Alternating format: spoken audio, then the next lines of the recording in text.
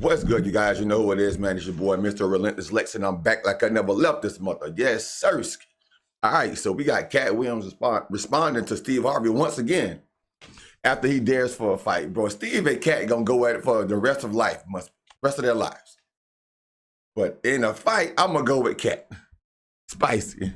The same Steve that went to go watch Mark Curry do his whole sitcom and then stole everything Mark Curry had. So it looks like this feud between Katt Williams and Steve Harvey might turn into a physical one, because Katt just clapped back at Steve after Steve publicly threatened to knock him out. Now, if y'all remember, Katt had some very nasty things to say about Steve a few months ago when he dragged everybody in the industry for filth and exposed all of the sinister things that all of them have been up to get to where they are now. Katt even went as far as name-dropping people, and one of the people that he mentioned was Steve. Steve initially tried to act unbothered by not responding, but it looks like he was actually very much bothered and pressed, because he recently decided to respond to Katt more than 7 months after Katt's interview, and he straight up to rough up Katt next time he laid eyes on him. Now, as most of y'all already know, Katt Williams has never liked Steve Harvey, and he made it very clear earlier this year when he slammed Steve for being a thief and an industry plant. It all went down back in January of this year when Katt appeared in an explosive interview with Shannon Sharpe and went off on his fellow comedians in the industry, including Kevin Hart, Cedric the Entertainer, Ricky Smiley, and Steve. Faison's never done his own tour in 30 years. Steve Harvey don't do stand-up no more. Cedric doesn't write. I'm sorry, he doesn't write. Ricky Smiley has been playing the same old black woman forever.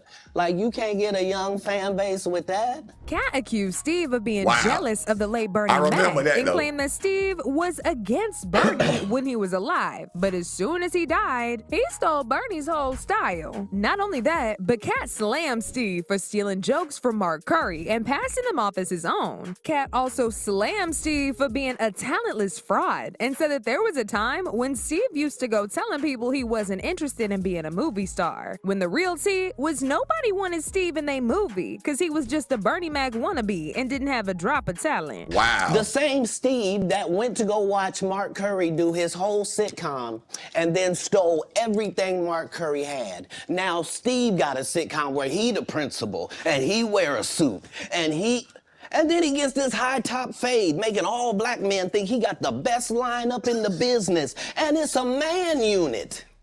Then you ask it, why you not a movie star? I didn't want to be a movie star. This the same that hated on Bernie with this same thing.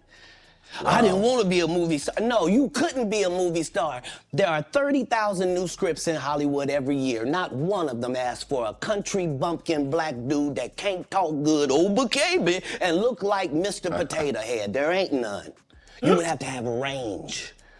I played a lot of characters, 60 movie roles. I'm not playing Katt Williams in there. Why? Because the whole time Bernie was here, you was acting like you was funnier than him. The reason you was supposed to go last is because it was your tour. Tell the truth. It was Steve's tour. Not it was going to be called the Kings of Comedy. It was Steve's tour. These are the guys opening for him. Of course you got to close if it's your tour. That's why it was such a big deal. Oh, but he wasn't done with Steve just yet. He went on to accuse Steve of lying about being homeless just so he could get some sympathy points from the public. According to Katt, Steve has never been homeless a day of his life. And around the time that Steve was lying to folks that he was homeless, he was actually making up to $3,000 a night touring with Mark Curry. Less than you. This is like Steve Harvey telling people he used to be homeless. That's my story. That's not his story. Steve Harvey wasn't never homeless. When Mark Curry was touring with him 25 years ago, he was making $3,000 a show in cash and doing 5 shows a week. They just tell the stories. Thanks to my wife, I'm where I am. You said that about the first wife. You forget that? You told us it was her, then you went and married somebody else that think like a man. Like, whoa, Katt. That was tough. He said, thanks to my wife, I wouldn't be here. Katt said, you said the same thing about your first wife. Whoa. I missed that part during the interview. I must was in the bathroom or something. But That was a tough one right there. What are you talking about? Whoa. They think they can rewrite history. Guy Torrey did a beautiful special about the Comedy Store and Fat Tuesday, where he said that Steve and Cedric and Kevin Hart and Tiffany Haddish came through there and made... All lies. Steve and Cedric never performed at the Comedy Store at all. Tiffany was only seen at the Laugh Factory. Katt also accused Steve of allegedly receiving payments from some very questionable people in the industry to not speak on certain things. Katt also claimed that the reason that Steve stopped doing stand-up comedy shows was because he humiliated the hell out of Steve during a stand-up show a couple years ago. That was in front of 10,000 people, and this bruised Steve's ego real bad. They pay you to not talk about things they don't want you to talk about. They tell you that themselves. I can't do that because Steve told you that he stopped doing stand-up because he had 7 TV shows. The only problem is when he stopped stand-up, he didn't have those 7 TV shows. He stopped stand-up because he got in a comedy battle called the Championship of Stand-Up Comedy with one Katt Williams in Detroit in front of 10,000 people and lost because Katt Williams said he was actually bald and that was a wig. And I went in, and that's why he couldn't do stand-up anymore. Imagine him coming to tell you another story where he got so big and it was Bernie and them's fault because they wanted to be movie stars. Wow. What? That's crazy. You called Ocean 11 to get that part.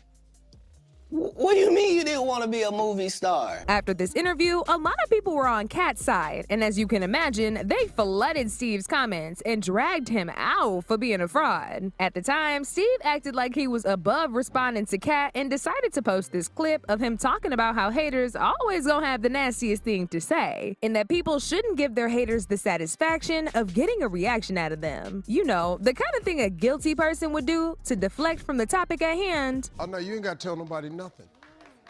All you got to do is be it. You ain't got to say, you don't have to open your mouth.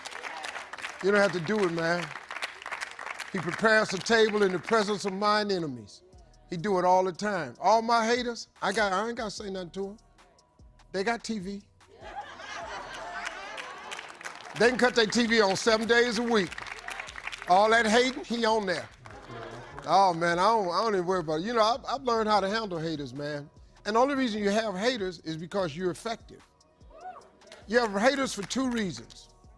You're doing something that they're jealous of, or God is preparing to take you somewhere and the devil is providing opposition. Those are the reasons you have haters. God is about to he ain't never lied about those 2 things. Now, I will agree with Steve on that one. do something and the devil has to throw opposition. Those are the 2 reasons you have haters.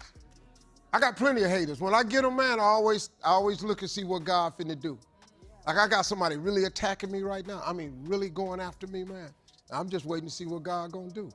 Cause they're gonna have to get on. Now, everybody that came after me before, you eventually had to get on. Cause they can't listen to me, man. Can't nobody stop what God got for you.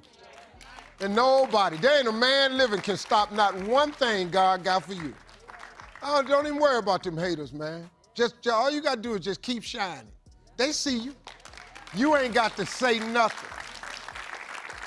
And plus, how they gonna hate if they don't watch? They on my Instagram page right now, watching, see what else. I don't even post nothing. I got people do that. I don't even, really. I can't stand you. You always. I ain't even posted, dog, tell you the truth. So I just let them hate, man. And that's all you got to do, man. Just keep living your life.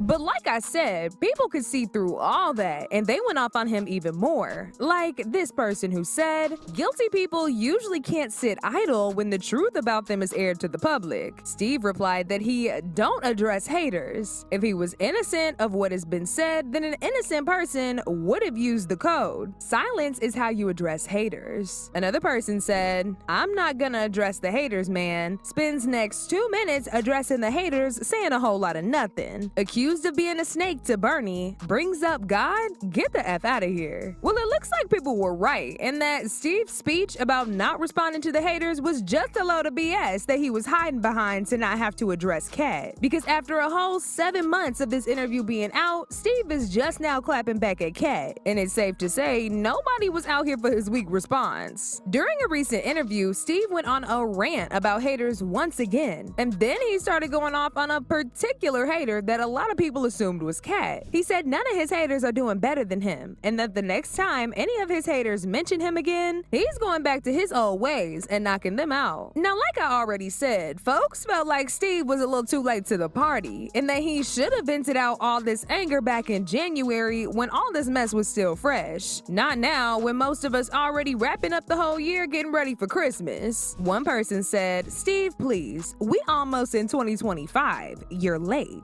He definitely feels away. The cursing and name-calling shows it. Katt never called that man out his name, but he did speak truth. Truth always gets a certain type of reaction, and this is one of them. Another person said that Katt interview was 5,698 hours ago. We've been through 3 seasons, 5 U.S. holidays, 40 U.S. Olympic gold medals, a new presidential candidate, and a partridge in a pear tree, and you just now responding? Oh my We God, good. bro. That's But crazy. now I want to know your thoughts. What do y'all think about Steve seemingly threatening to harm Katt? And do y'all think Steve was actually talking about Katt? Y'all been knew what to do. Let me know your thoughts in the Man, oh man, oh man.